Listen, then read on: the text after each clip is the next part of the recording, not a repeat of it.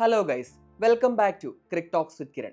അഹമ്മദാബാദിലെ നരേന്ദ്രമോദി സ്റ്റേഡിയത്തിൽ നടന്ന മത്സരത്തിൽ രാജസ്ഥാൻ റോയൽസിനെ 58 റൺസിന് തോൽപ്പിച്ച് ഗുജറാത്ത് ടൈറ്റൻസ് ഈ സീസണിലെ തുടർച്ചയായ 4ാമത്തെ വിജയം സ്വന്തമാക്കി. തികച്ചും ഡോമിനേറ്റിംഗ് ആയിട്ടുള്ള ഒരു വിജയം. നമ്മൾ ഈ മത്സരത്തിന്റെ പ്രിവ്യൂ വീഡിയോയിൽ ഗുജറാത്ത് ടൈറ്റൻസിന്റെ ഒരു ടോപ്പ് ഹെവി ബാറ്റിംഗ് ലൈനപ്പിനെ പറ്റിയും അതുപോലെ തന്നെ അവരുടെ ബൗളേഴ്സ് നടത്തുന്ന ഇംപ്രസീവ് പെർഫോമൻസിനെ പറ്റിയും പറഞ്ഞിരുന്നു. ഇന്നലെ അഹമ്മദാബാദിലും അത് തന്നെയാണ് സംഭവിച്ചത്. മത്സരത്തിലേക്ക് വന്നാൽ ടോസ് നേടിയ Rajasthan Royals captain Sanju Samson bowling തിരഞ്ഞെടുത്തു.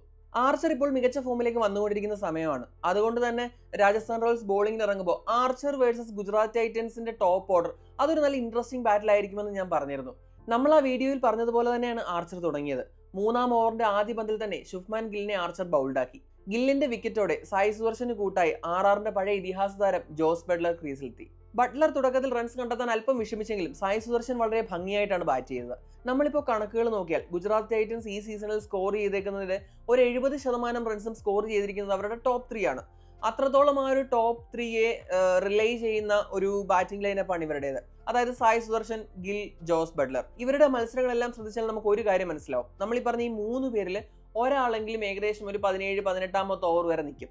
മിക്ക മത്സരങ്ങളിലും അത് സായി സുദർശൻ ആയിരിക്കും. സായി സുദർശൻ ഭയങ്കര എക്സലന്റ് ആയിട്ടുള്ളൊരു കൺസിസ്റ്റൻസി പുലർത്തുന്ന താരമാണ്. ഇപ്പോൾ ഒരു കഴിഞ്ഞ 10 ഇന്നിങ്സ് എടുത്താൽ 1-2 ഇന്നിങ്സിൽ മാത്രമേ സായി സുദർശൻ ഫെയിൽ ആയിട്ടുള്ളൂ. ബാക്കി എല്ലാ മത്സരങ്ങളിലും അറ്റ്ലീസ്റ്റ് ഒരു 40 റണ്ണെങ്കിലും തന്റെ ടീമിന് വേണ്ടി കോൺട്രിബ്യൂട്ട് ചെയ്യാൻ സായി സുദർശന് കഴിഞ്ഞിട്ടുണ്ട്. അത്രയ്ക്ക് കൺസിസ്റ്റന്റ് ആയ എക്സലന്റ് ഫോമിൽ കളിക്കുന്ന ഒരു താരമാണ് സായി സുദർശൻ.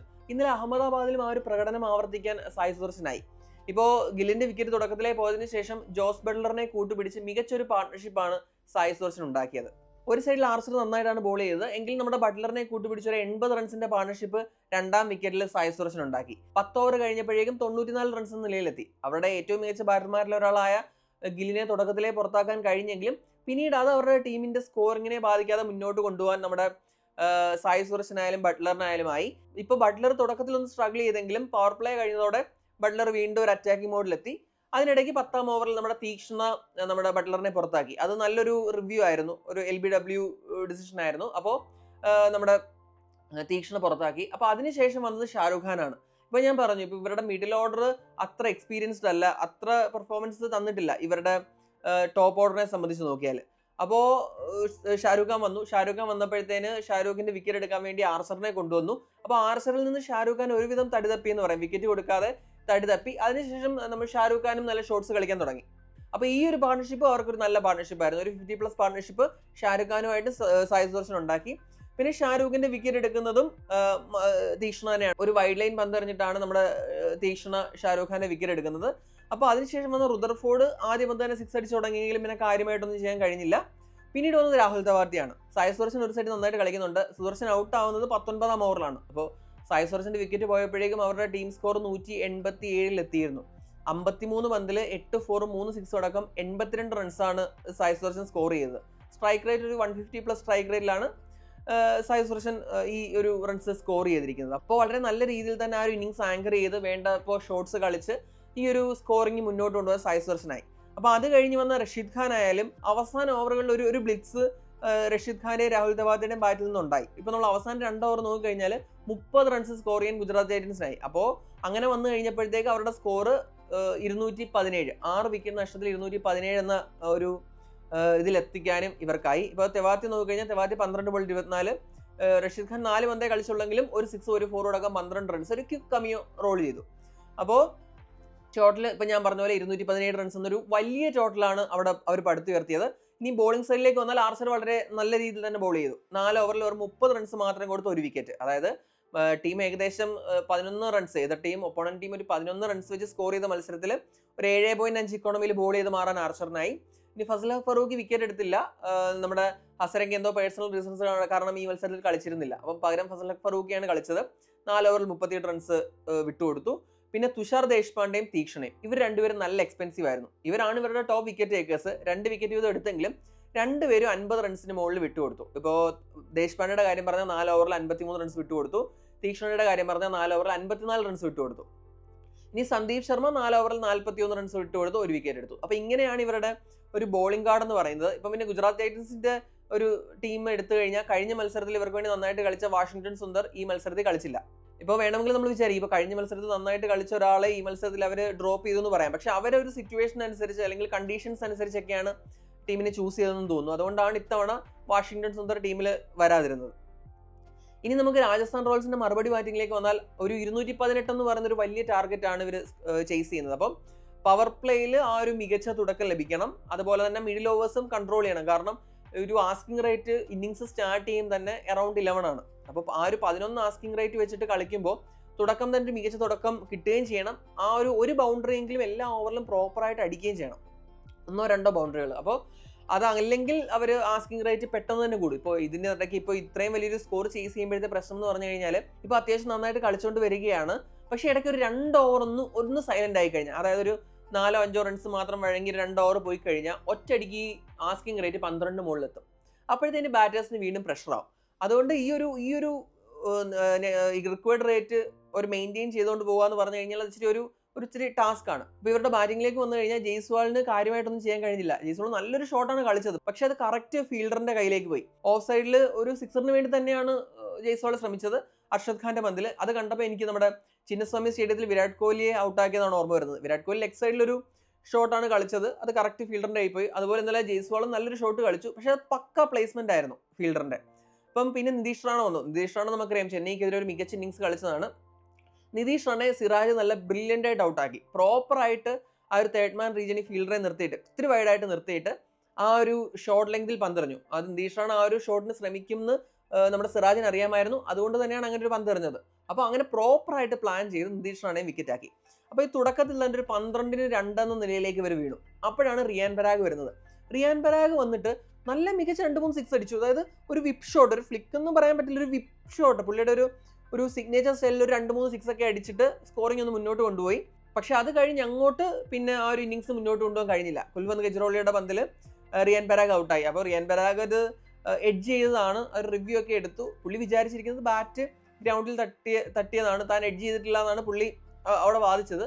പക്ഷേ 2 ഒരേ സമയം നടന്നു എന്നാണ് തോന്നുന്നത്. കാരണം ബോളിന് കൃത്യമായിട്ടൊരു ഡീവിയേഷൻ ഉണ്ടായിരുന്നു. അപ്പോൾ ബാറ്റ് തറയെ തട്ടിയ സമയത്ത് തന്നെ പന്ത് എഡ്ജ് ചെയ്തിട്ടുണ്ടെന്നാണ് എനിക്ക് തോന്നിയത്. അപ്പോൾ അത് കഴിഞ്ഞ് ധ്രുവ് ജുറൽ വന്നു. ധ്രുവ് ജുറൽ 4 പന്തിൽ നിന്ന് 5 റൺസ്. ഇപ്പോൾ നമ്മളിപ്പം അവരുടെ പ്രിവ്യൂ വീഡിയോയിലൊക്കെ പറഞ്ഞൊരു കാര്യമുണ്ട്, ഇവരുടെ ടീമിൽ ഇപ്പോൾ ഏറ്റവും എക്സ്പെൻസീവ് ആയിട്ട് പോകുന്നത് റഷീദ് ഖാൻ ആണ് എന്നത്. പക്ഷേ ഇന്നലെ റഷീദ് ഖാൻ നന്നായിട്ട് ബോൾ ചെയ്തു. അപ്പോൾ അതിൻ്റെ തെളിവാണ് നമ്മുടെ ധ്രുവ് ജുറലിൻ്റെ വിക്കറ്റ്. ജുറലിന് വെറും 5 റൺസ് മാത്രമാണ് എടുക്കാൻ കഴിഞ്ഞത്. അപ്പോൾ വീണ്ടും ഇടയ്ക്ക് ഒരു റിയാൻ പരാഗുമായിട്ടൊരു ചെറിയ പാർട്ട്ണർഷിപ്പ് വരാൻ തുടങ്ങിയതാണ്. പക്ഷെ അത് കഴിഞ്ഞ് പരാഗിന്റെ വിക്കറ്റോടെ വീണ്ടും ഒരു 2 വിക്കറ്റ് അടുപ്പിച്ചടിപ്പിച്ച് പോയി 68-4 എന്ന നിലയിലേക്ക് വീണു. അപ്പോഴാണ് ഹെഡ്മേർ വരുന്നത്. ഇപ്പോൾ ഒരു സൈഡ് സഞ്ജു കളിക്കുന്നുണ്ട്, സഞ്ജു അത്യാവശ്യം നല്ല ഷോട്ടൊക്കെ വെച്ചിട്ട് കളിക്കുന്നുണ്ട്, ഇടയ്ക്ക് അർഷദ് ഖാനെ അറ്റാക്ക് ചെയ്യുന്നുണ്ടെങ്കിലും ഈ ഒരു ആസ്കിംഗ് റേറ്റിന്റെ കൂടെ പിടിച്ചു നിൽക്കാൻ ഇവർക്ക് കഴിഞ്ഞില്ല. ഹെഡ്മേർ വന്നിട്ട് ഹെഡ്മേറും കുറച്ച് ഷോട്ട്സ് ഒക്കെ കളിച്ചു, ഇല്ലെന്നല്ല, ഹെഡ്മേർ ആയാലും സഞ്ജു ആയാലും കുറച്ച് ഷോട്ട്സ് ഒക്കെ കളിച്ചെങ്കിലും ആ ഒരു ആസ്കിംഗ് റേറ്റിനൊപ്പം പിടിച്ചു നിൽക്കാൻ ഇവർക്ക് കഴിഞ്ഞില്ല. ഇതിനിടയ്ക്ക് നേരത്തെ മുൻ റോയൽസ് താരമായ പ്രസിദ്ധ് കൃഷ്ണ തിരിച്ചു വന്നു. പ്രസിദ്ധ് കൃഷ്ണ സഞ്ജുവിന്റെ വിക്കറ്റ് എടുത്തു. അത് കഴിഞ്ഞ് ശുഭം ദുബെയെ നമ്മുടെ റഷീദ് ഖാൻ ഔട്ടാക്കി. അതുപോലെ ഒരു സൈഡിൽ ജോഫ്ര ആർച്ചറിനെ വിക്കറ്റ് നമ്മുടെ വീണ്ടും പ്രസിദ്ധ് എടുത്തു. അങ്ങനെ വന്നപ്പോഴേക്കും ഇവർക്ക് പിന്നെ കാര്യമായിട്ട് മുന്നോട്ടൊന്നും ചെയ്യാൻ കഴിഞ്ഞില്ല. ഞാൻ പറഞ്ഞല്ലോ, ഇപ്പോൾ ഒരു ആസ്കിംഗ് റേറ്റ് 11 പോലെ ഉള്ളൊരു മത്സരത്തിൽ തുടക്കം തൊട്ടേ ആ ഒരു ലെവൽ മെയിൻറ്റെയിൻ ചെയ്ത് പോയില്ലെങ്കിൽ പിന്നെ പാടാണ് ഇവർക്ക്. പക്ഷേ ആ ഒരു മിഡിൽ ഫേസിൽ തുടക്കത്തിൽ 2 വിക്കറ്റ് പോയി, പിന്നെ ഒരു ചെറിയ പാർട്ണർഷിപ്പ് വന്നു, പിന്നെ മിഡിൽ ഫേസിൽ ഒരു 4 വിക്കറ്റ് പോയി.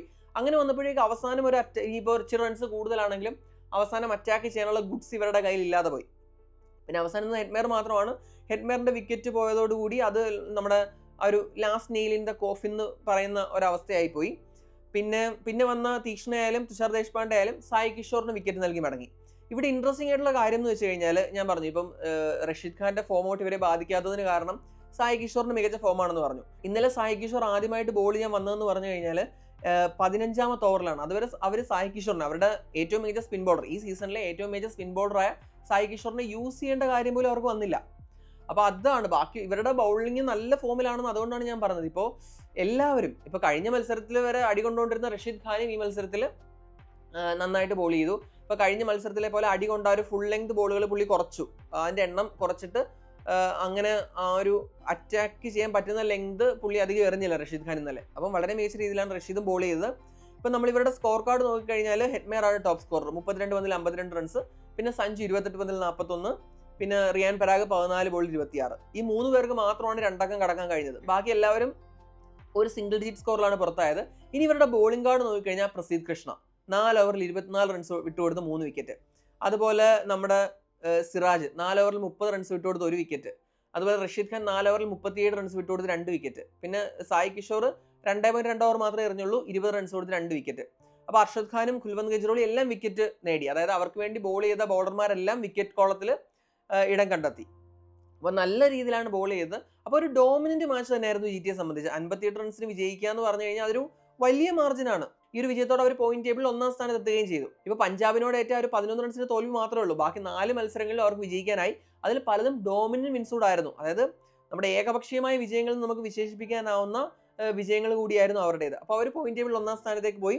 രാജസ്ഥാൻ ആണെങ്കിൽ 5 കളികളിൽ നിന്ന് 2 വിജയത്തോടെ ഇപ്പോൾ നമ്മുടെ 7ാം സ്ഥാനത്ത് തുടരുകയാണ്. അവർ 2 മത്സരം വിജയിച്ചൊരു വിന്നിംഗ് വേസിലേക്ക് വന്നതായിരുന്നു. പക്ഷേ വീണ്ടും പിന്നീട് ഒരു തോൽവിയും കൂടെ ആയി. ഇനി ഇപ്പം ഞാൻ പറഞ്ഞതിൽ കൂടുതൽ ഈ മത്സരത്തെ പറ്റി നമുക്ക് അനലൈസ് ചെയ്യാനില്ല. അപ്പോൾ നമ്മളിപ്പോൾ പ്രിവ്യൂ വീഡിയോയിൽ പറഞ്ഞ കാര്യങ്ങൾ തന്നെയാണ് ഇവിടെ സംഭവിച്ചിരിക്കുന്നത്. ഗുജറാത്തിന്റെ ടോപ്പ് ഓർഡർ ടോപ്പ് 3 ആയിരിക്കും അവരുടെ മേജർ ഒരു സ്കോർ കോൺട്രിബ്യൂട്ട് ചെയ്യാന്ന് പറഞ്ഞു. അതുപോലെ തന്നെ സായി സുദർശനും ബട്ട്ലറും ചേർന്ന് കോൺട്രിബ്യൂട്ട് ചെയ്തു. ഇവരുടെ ബോളിംഗ് അറ്റാക്ക് വളരെ മികച്ചതാണ്. ബാറ്റിങ്ങിനേക്കാൾ ഒരുപടി മുന്നിൽ നിൽക്കുന്നതാണ് ഇവരുടെ ബോളിംഗ് അറ്റാക്ക് എന്ന് പറഞ്ഞു. രാജസ്ഥാനെ അവർ ഈ ഒരു സ്കോർ ചേസ് ചെയ്യുന്നതിൽ നിന്നും വിദഗ്ധമായി തടഞ്ഞു നിർത്തുകയും ചെയ്തു. അങ്ങനെ 58 റൺസിന്റെ ഒരു വലിയ വിജയം അവർ നേടുകയും ചെയ്തു. അപ്പോൾ ഗുജറാത്ത് ടൈറ്റൻസ് എന്ന് പറയുന്നത് ഞാൻ എൻ്റെ പല വീഡിയോയിലും സൂചിപ്പിച്ചതുപോലെ ഒരു വെൽ ഓയിൽഡ് മെഷീനായിട്ട് വർക്ക് ചെയ്യുന്ന ഒരു ടീമാണ്.